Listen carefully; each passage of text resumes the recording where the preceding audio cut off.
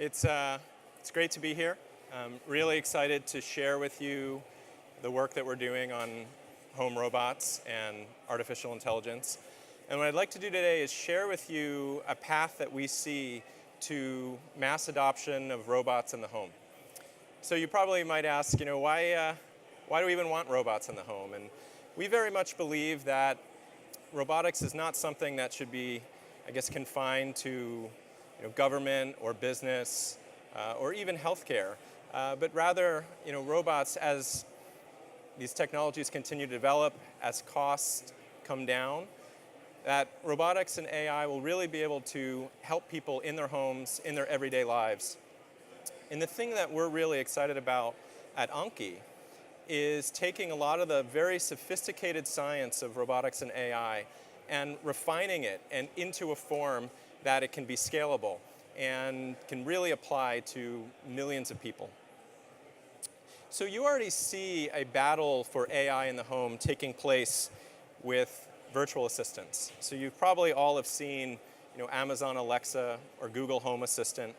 And these virtual assistants are remarkably similar. They're pretty basic in their capabilities. They don't have any sort of personality. There's very little emotion. There's no character per se. And more often than not, they typically come in a cylindrical tube. And it's very easy to see how we're just scratching the surface. Now, when you think about the future of these technologies and what they could be, it's very easy to see how people can become scared because of what we've seen in science fiction, books and film, or a lot of misinformation out there. In many cases, some very prominent people say things that aren't true and kind of get people riled up about the future of AI. So at Anki, we really ask the question, how do we build a different future? How do we build a friendly future of AI and robotics? And we very much believe that the company that's going to be successful in this space will not just understand the really hard technological components, the IQ, if you will, but the company that will be most successful will really understand the emotional side of it, the EQ of robotics. And I'm very happy to say that we set out on a journey 7 years ago to create this friendly future of robotics. And last year, we introduced Cosmo. It's the first truly smart, interactive, emotive character for the home.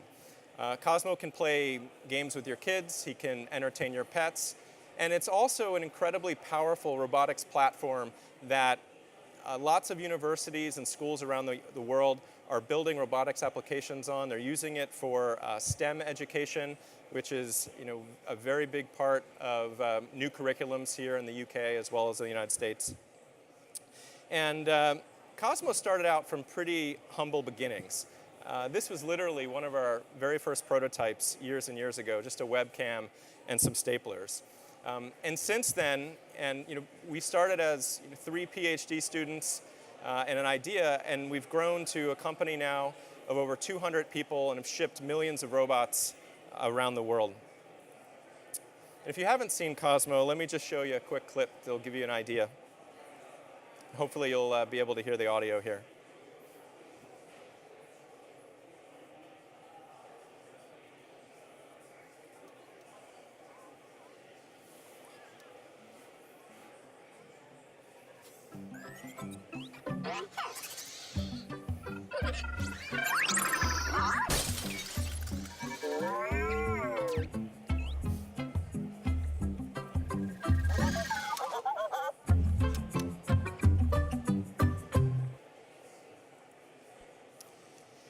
So when we set out on this journey a few years ago, really the big goal for us was thinking about how we could take the kind of character that you would see traditionally in feature film or animated film, and how would we bring that kind of character to life. And what we realized is there's really about 4 key pillars to making a character smart and emotive and bringing it to life in the physical world. The first pillar is really about vision and sensing. And if you look at the left side of this chart, really what we see is the IQ, the intelligence pieces. So computer vision, object recognition, face recognition, recognizing emotions in people, and also navigating an environment. How do you move from point A to point B? The other really key piece of technology is around the AI, or what we know in the field is what's called planning. How do you interpret that world? Once you know where you are and what you want to achieve, what's the sequence of actions that will get you from, say, point A to point B? How do you know how does this robot achieve its objective or its goal? And on the right side, there's really the emotional elements. So if a robot's to express itself in the world, you need animatronics, you need high fidelity joints, you need a high resolution display if you want to show facial features, which are critical for different pieces of emotion. Sound effects, also very, very key. And then ultimately, what do you do with the robot? You need content. You need different types of games, you need activities, you need different utilities. You need sound, not just the sound effects, but a soundtrack. And in the case of Cosmo, we have over 40 minutes of original music. And most importantly is you really need animation. And animation is the key to bringing these characters to life and making them truly emotive. Now, we approached animation from we approached this type of character development very, very differently. There's a whole field of human-robot interaction, and people that study the psychology of how human beings interact with robots. And we basically didn't look at a lot of that research, and we thought, who are the people that really understand character? They're not really the robotics people or the AI people, but they're really people that come from the animation world, the feature film world, people who understand character development, that understand storytelling. So at Anki, we actually went out and we hired people from Pixar, we hired people from DreamWorks, and we built this incredibly diverse team of people that mixed mechanical engineers, electrical engineers, world-class animators with roboticists and artificial intelligence experts. And we really approached character development in the same way that you would in a feature film. We thought, what are the things that we really wanted to achieve with Cosmo? We wanted to have some sense that the kind of companionship that you would see, that you would get with a pet. We wanted the idea of, somehow that this would be maybe your favorite toy. And we wanted to capture some of the mystery and the magic and the wonder that you would see from some of your favorite science fiction films, where you don't really necessarily understand how everything works and how this character really comes to life. And then we took a very, very similar process that you would in the feature film world, storyboarding. So we tried to think through all the different ways that someone might, interact with this character. And we tried to script them out before we do the hard work of doing all the animations, just trying to get a sense of what this experience might be. We went into an incredible amount of detail on things like face and eyes and the types of emotions that you connect. We literally did hundreds of studies of all the different ways that we could represent facial features before we settled in what was ultimately the final look and feel for Cosmo. And most importantly, we built the first pipeline between feature film quality animation tools like Maya and physical robotic characters. So when our animators work on a model and they work on an animation, they have a completely fully rigged virtual model of the robot, but when they hit play and when they hit render, they don't see a movie on their screen, they actually see a robot on their desk doing that exact behavior or action. And let me show you this short little clip that will give you an idea of exactly how this works.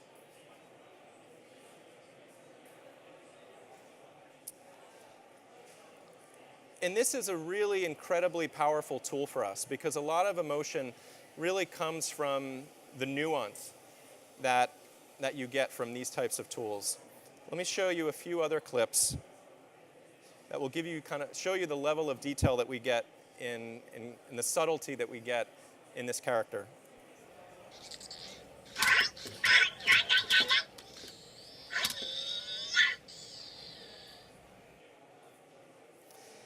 And one thing that's really important is to make this character feel organic, it has to be a bit unpredictable.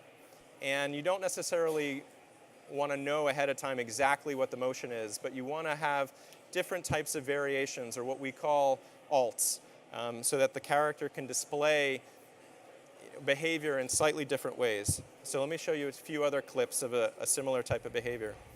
This is the robot struggling to get up off its back.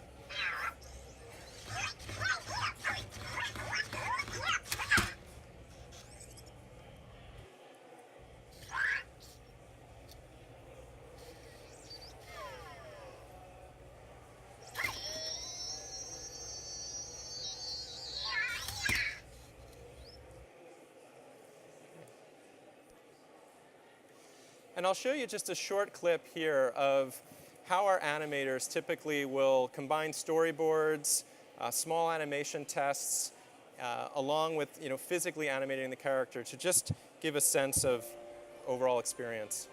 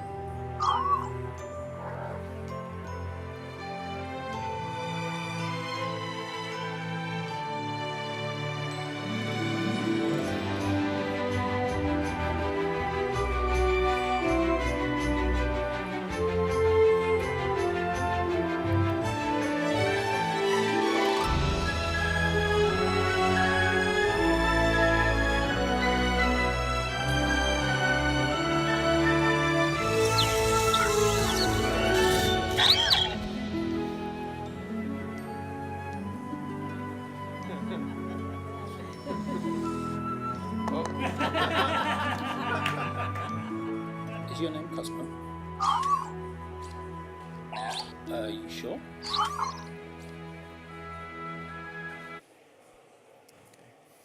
So everything that I've showed you before is really all the work that leads up to mass production.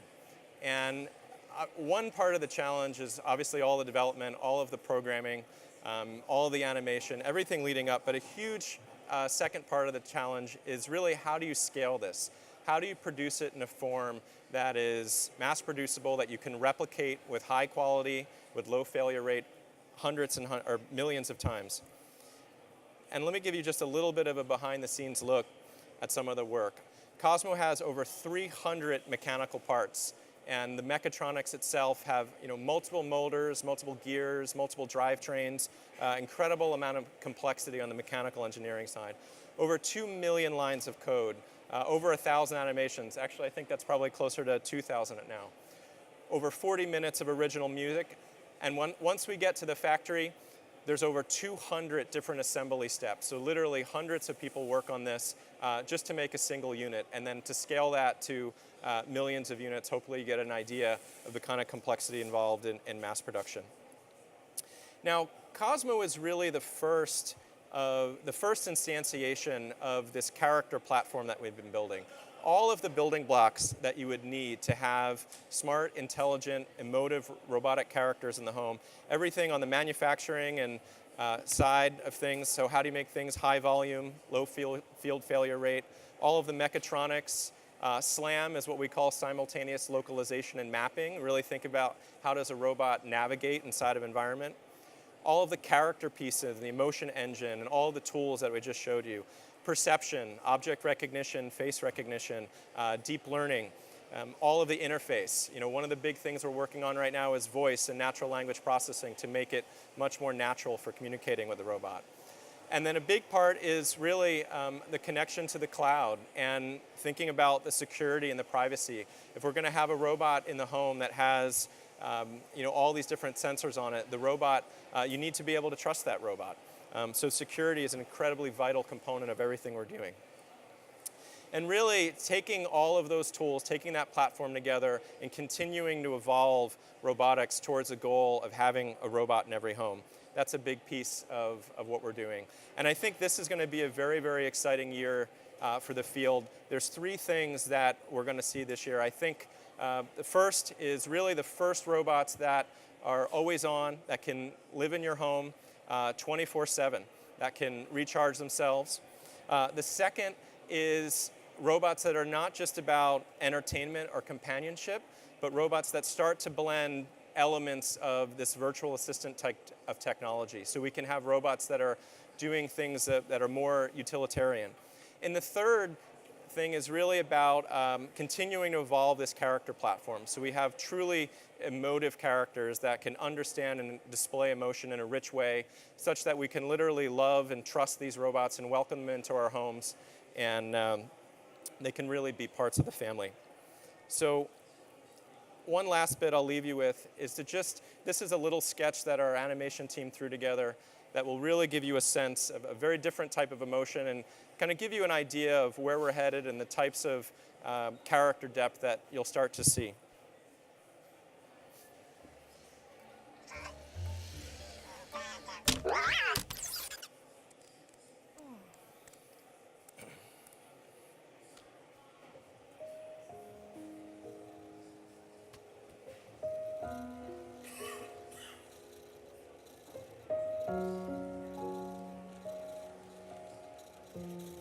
Are you okay?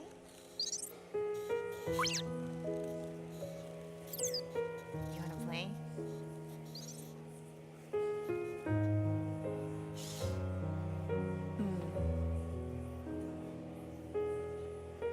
Hey.